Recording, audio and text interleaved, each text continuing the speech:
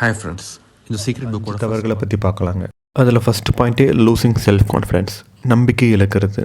ஏதோ சின்ன சின்ன தயக்கத்தினாலேயோ சின்ன சின்ன தோல்விகளாலேயோ நமக்கான நேரம் வரப்போ, நமக்கான சவால்கள் வரப்போ நம்ம திறமையை வெளிப்படுத்தாமல் நம்ம முயற்சி அப்படி நிறுத்திடுறதுங்க. Next point, comparing yourself to others. நம்மளை மற்றவங்கள பற்றி எப்பயுமே ஒப்பிட்டு பார்க்கக்கூடாதுங்க. ஏன்னா ஒரு சிலர் நம்மளை விட திறமையானவங்களும் இருப்பாங்க, திறமை கம்மியாக இருக்கவங்களும் இருப்பாங்க. அதனால் ரொம்ப உயர்ந்தவங்களும் கிடையாது, தாழ்ந்தவங்களும் கிடையாது. நம்மக்கிட்ட இருக்க திறமையை நம்ம மேம்படுத்தினாலே போதுங்க.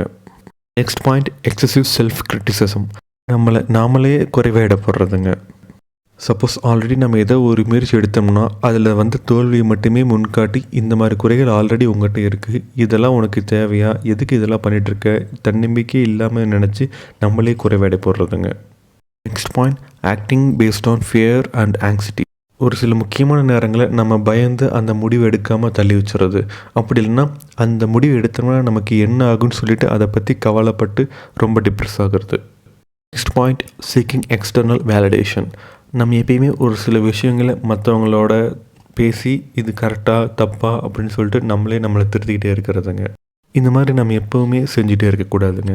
ஏன்னா மற்றவங்களுமே அதை பற்றி தெரிஞ்சோ தெரியாமலோ அவங்களுக்கு இருக்க அனுபவத்தை வச்சு தான் அவங்களால சொல்ல முடியும். நீங்கள் இந்த மாதிரியான தவறுகளை செய்யாத பட்சத்தில் உங்களோட இலக்கை முழு தன்னம்பிக்கையோடு செயல்பட்டு அதை சீக்கிரமாக அடைவீங்க. ஒருவேளை இந்த மாதிரியான தவறுகளை சிலர் செஞ்சிட்டு இருந்தீங்கன்னா உடனே நிறுத்திடுங்க. அதை நிறுத்தினதுக்கப்புறம் உங்களுக்கு உண்டாகிற மாற்றத்தை நீங்களே நல்லா உணருவீங்க. இந்த வீடியோலேருந்து உங்களுக்கு ஒரு தெளிவு கிடைச்சிருக்குன்னு நான் நம்புகிறேங்க. நல்லதே எண்ணுங்கள், நல்லதே செய்யுங்கள், நல்லதே நடக்கும். நன்றி, வணக்கம்.